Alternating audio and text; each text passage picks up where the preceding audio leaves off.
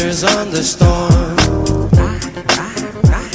I wanted to talk about buying RVs and some tricks and some things that will help you save you some frustration, I hope, and some money. So we got some flowers a few days ago. Aftermarket sales. One of the things we used to do when I first got into the car industry, selling vehicles. A little bit more about credit unions and Camping World or Lazy Days or whichever one you choose. Disclaimer: the information in this video is based on my experience and opinions. I am not a licensed or certified financial or travel advisor, and the advice given here should not be considered professional or legal. All decisions regarding the purchase of a fifth wheel should be made after conducting your own research and consulting with a professional in the field. While I strive to provide accurate and up-to-date information, I cannot guarantee the completeness or accuracy of the information presented in this video. Additionally, the information presented here may not be applicable to your individual circumstances or location. By watching this video, you agree that I shall not be held liable or responsible for any losses, damages, or injuries resulting from your reliance on the information provided here. You agree to use this information at your own risk and discretion. Any product or service mentioned or recommended in this video is solely for informational purposes and does not constitute an endorsement or recommendation by me. I am not affiliated with any of the companies mentioned in this video and do not receive any compensation or benefits for mentioning them. Finally, the views and opinions expressed in this video are my own and do not necessarily reflect the views of any organizations or individuals mentioned or affiliated with me. Thank you for watching, and please seek professional advice before making any major financial or travel decisions. Beware of aftermarket products. I wanted to talk about buying RVs and some tricks and some things that will help you save you some frustration, I hope, and some money. So let's get into that. First of all, my background. I've been in sales for over 30 years, and for a great deal of that time selling vehicles, I had a dealership, different dealerships, mostly for commercial trucks, and then the latter part of my career, if you will, selling trucks or leasing trucks with CR England. And so I've got some tips I hope will help you if the wind doesn't cause me to have to filter this or whatever later so you can hear what I got to say. But first of all, I wanted to tell you that you never go into any dealership, whether it's a truck dealership, a car dealership, or an RV dealership like Camping World or any of the others, and throw yourself at their mercy. What I mean by that is when you go into a dealership, you got to have your ducks in a row, and to be more specific, your financing. What you learn when you sell cars, the first time that I went to learn, there was a guy by the name of Bob Tankersley that taught me the business, and he said the first thing you got to do is get these people's thinking up. So back in the day, they're coming in thinking they're going to pay $200-300 a month for a vehicle, and you got to get their thinking up. So you got to almost get them so angry that they leave. But the key was to first get them out in a vehicle, get them excited about some vehicle, some RV, fifth wheel, toy hauler, Class A, whatever it is, so that they're in the ether, so they're super excited about owning this particular vehicle, and then that's when you're at their mercy if you haven't already done your homework. So the best thing for you to do is go into a bank or a credit union and get your financing laid out. Now, banks and credit unions, especially credit unions, if you get a good credit union, they will not allow you to spend more than you should. Meaning your ratio of your down payment, which by the way, you can, if you got good credit, you shouldn't even have to pay any down payment. But let's say you go in and work out a deal for a fifth wheel toy hauler, it's $150,000.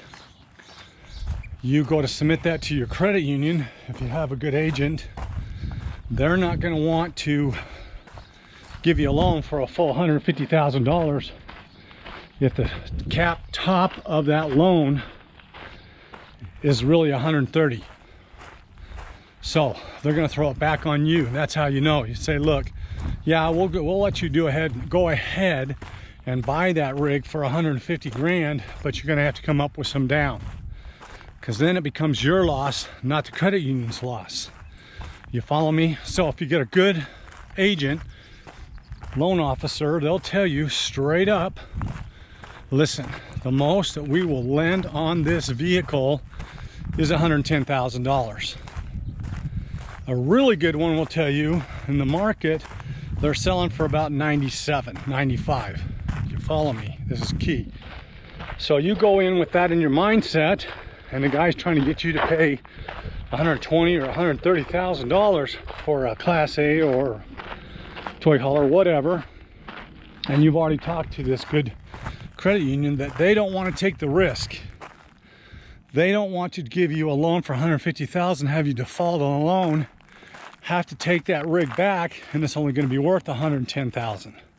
They've just lost 40 grand. So they're in the business of making money, not losing money, and this is where your leverage comes in. So when you go into a dealership, if you already have everything lined out, you know you're going to buy a Keystone Montana 3470 RL, whatever it is, and you know that you shouldn't be paying more than $110,000, and they're trying to get you to buy it for $130,000. Now the negotiation starts, and there's nothing you can do about the negotiation part. You're just going to have to negotiate. So use a credit union, use a bank. Don't go in and to the dealership at their mercy and have them tell you we can get you approved, because their loan people will, for higher interest rates and will help them make more money on the deal and give them points off the interest rate. So credit union, you go in, you already have the amount of the interest rate already set. You go into the dealership to buy your rig. You already know that you cannot pay, they will not loan more than $110,000 for the rig. You walk out of there maybe financing it like we did for a lot less, maybe $95,000, and you've done well. So keep that in mind. We'll have some more tips coming up later on in this vlog, so stay tuned. If you have questions or comments, leave them down in the comments. I'll try to answer them as much as I can, but going into the dealership, keep a couple things in mind. You have your own financing walking in. You know about what that price of that vehicle is. Now you're going to make your deal. And two, until you do your homework before you go in.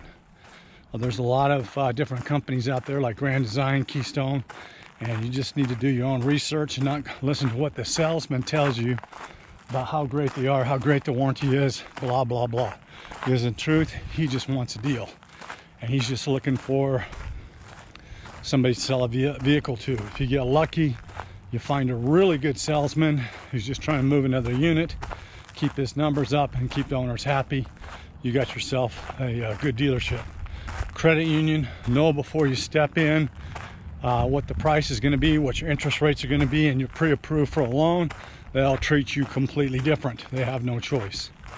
More questions, more answers coming up here in a few minutes. So we got some flowers a few days ago, and they are getting to the point where the stamens and stuff are putting off little yellow things everywhere, and it's causing Steve's allergy. So it's time to get rid of them, but they're pretty right up to the very last.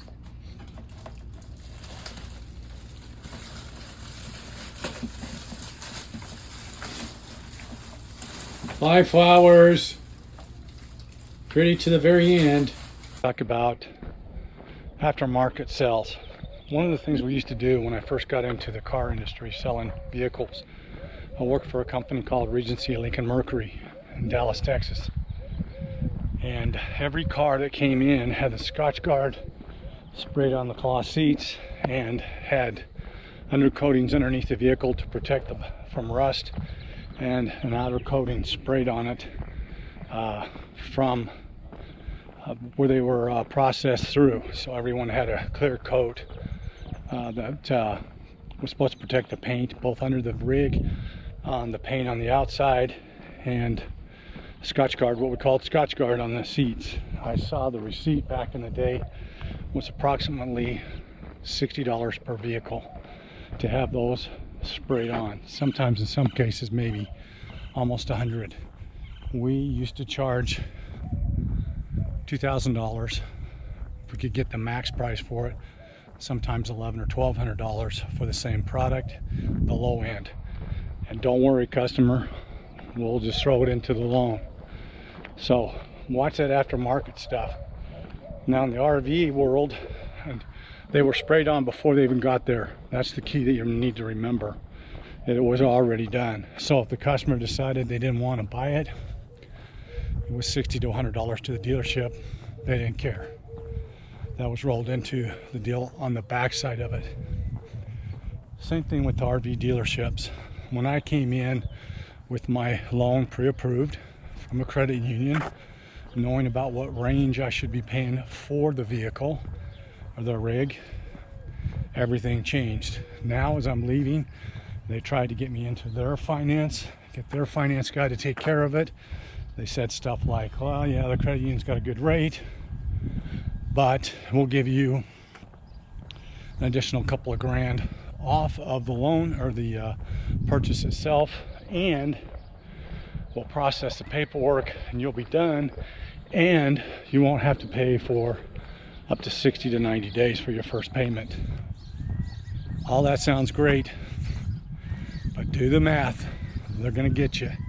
Stick with your credit union, stick with your pre-approved loan, and don't buy the aftermarket spray on that's supposed to protect your vehicle, because chances are, unless they really convince you that they can do it, or that they are going to do it, and you can go out and watch the process and smell the stuff that goes on and know that it has to sit somewhere for a while for it to cure, if you will, don't buy it. It's already been done. It's probably in the warranty from Grand Design or Keystone somewhere, and they're just trying to upsell something. They'll spray something on it where it's already been pre-sale sprayed. Watch it, guys. These guys in the business to make money, and we used to call it, don't leave any paint on the table, get it all. That was their philosophy when I worked at my first dealership. A little bit more about credit unions and Camping World or Lazy Days, or whichever one you choose. You'll do some research and decide you want a 3740 FK, which is 37 is usually the length of the vehicle or the rig, and FK is the front kitchen. And you know, working with your credit union, it should be somewhere around 90,000. But you get into the dealership and you find one, but he's not only got this coating on the outside of it he's trying to sell you, but it has other upgrades. For instance, they already put in the charge controller, they already put in the transfer switch, they already have a generator in it, and if it's got a generator in it, it usually has a transfer switch so that you can plug from shore power excuse me, and then turn on a generator, and it automatically switch from one to the other. But it's got solar on the roof, it's got your charge controllers, it's got your inverter, pure sine wave, and now this rig that you thought was 91,000 is, Lord, 105. That's okay. One of the strongest things that you can do in any negotiation, any dealership, anywhere you are, truck, car, RV rig, whatever it is, you have the power to walk away.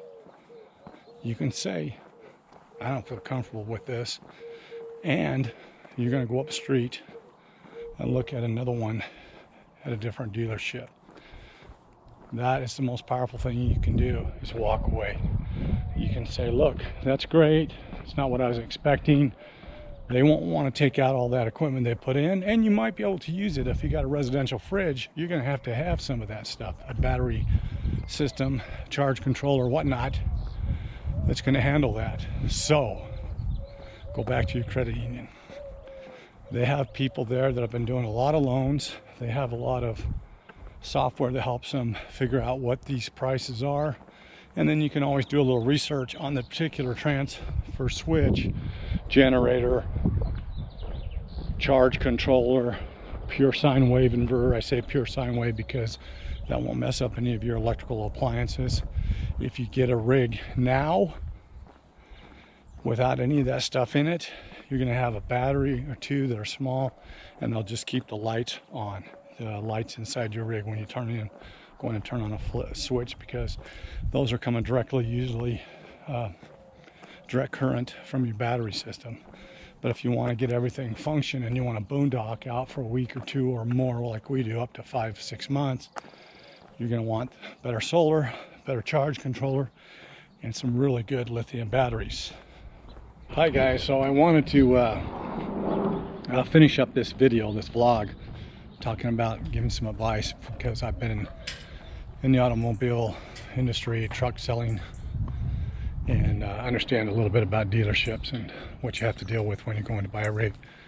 And I wanted to end it all with a few comments about the disclaimer, which I wanted to just read, but I don't think it sounds very good or looks very good when you're trying to read something, and then I'll leave an important point out or something, and you know, that's got to be said. So I used a software program that I have to put my voice in as much as possible, and then regenerate that script, if you will. And I just wanted to say that's a little different, maybe a little unusual for you, but I wanted to put a disclaimer in because that's important information. And I also wanted to add to the end of this vlog, thank you for watching, and if you found some value in this, do please like and subscribe.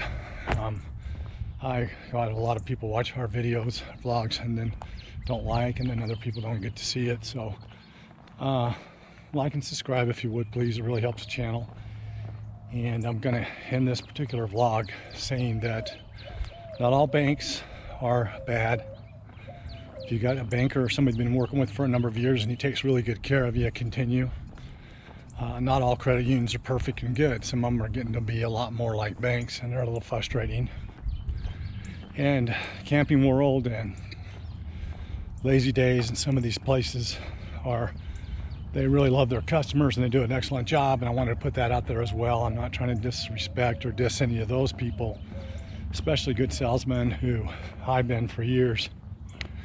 And I've really met and known some really good conscientious salesmen who really care about their people, and they're usually the ones that have been in a particular dealership for a really long time, and they have a lot of good people that they sell vehicles to and refer their friends and so on and so forth. So not all credit unions are bad or good, and not all banks are bad bankers, and not all Lazy Days are perfect, and not all Camping Worlds want to take the paint off the table, off the desk that you're sitting at, to make sure they get everything they can to squeeze in and make money. But some are, so beware.